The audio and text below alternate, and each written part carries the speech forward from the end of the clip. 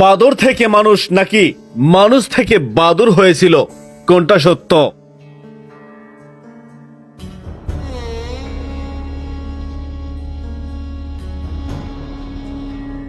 Smart যুগ মানেই অধঃপতনের এক ধাপে গিয়ে আছে আমাদের সোনার ছেলেরা। ব্রিটিশ বিজ্ঞানী চার্লস ডারউইন তার এই তথ্যে দেখানো হয়েছে প্রাণীরা সময়ের সাথে সাথে প্রাকৃতিক নিয়মে ধীরে ধীরে কিভাবে পরিবর্তিত হয়েছে। বিবর্তবাদের এই তথ্যটি আমাদের পৃথিবী, পশু পাখি, উদ্ভিদ জগৎ সম্পর্কে বুঝতে বড় ধরনের ভূমিকা রেখেছে। তার এই প্রক্রিয়াকে ইংরেজিতে বলা হয় ন্যাচারাল সিলেকশন বা প্রাকৃতিক নির্বাচন, যার মাধ্যমে একটি প্রাণীর জনগোষ্ঠী থেকে নতুন প্রজাতির উদয় ঘটে। মূলত তার এই ব্যাখ্যা পুরোটাই ভুল। বন্ধুরা, বিজ্ঞানের এই ব্যাখ্যা পুরোটাই ভুল হওয়া সত্ত্বেও আমাদের সোনার ছেলেরা বিজ্ঞানের মতোই বানরের ভূমিকা পালন করছে। অর্থাৎ ধীরে ধীরে স্মার্ট যুগের দুনিয়া আবিষ্কৃত হলো, সেই সাথে মানুষ আজ চার্লস ডারউইনের মতভেদে বানরই রয়ে গেল। কিন্তু কেন, সেটা জানতে হলে অবশ্যই ফুটেজটি না টেনে দেখতে হবে।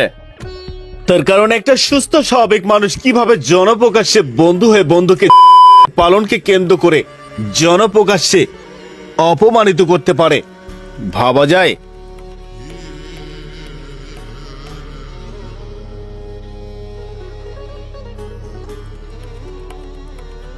রাস্তাঘাটে চলার সময় প্রায়শই আমাদের অনেক কিছুই নজরে পড়ে, যেটা 95% লোক সেই বিষয়টি নজর বা আমলে আনে না।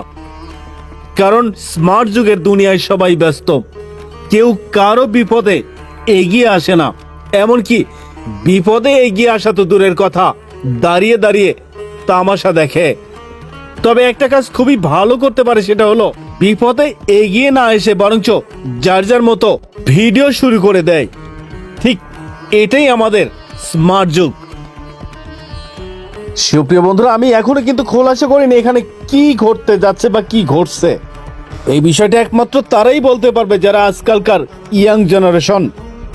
ঠিক তারাই এই ধরনের অনৈতিক কাজ রাস্তাঘাটে জনপ্রকাশ্যে করে থাকে, যা কিনা বিবেকহীনতার পরিচয় বহন করে। একটা সুস্থ মানুষের আচরণ কখনো এমন হতে পারে না।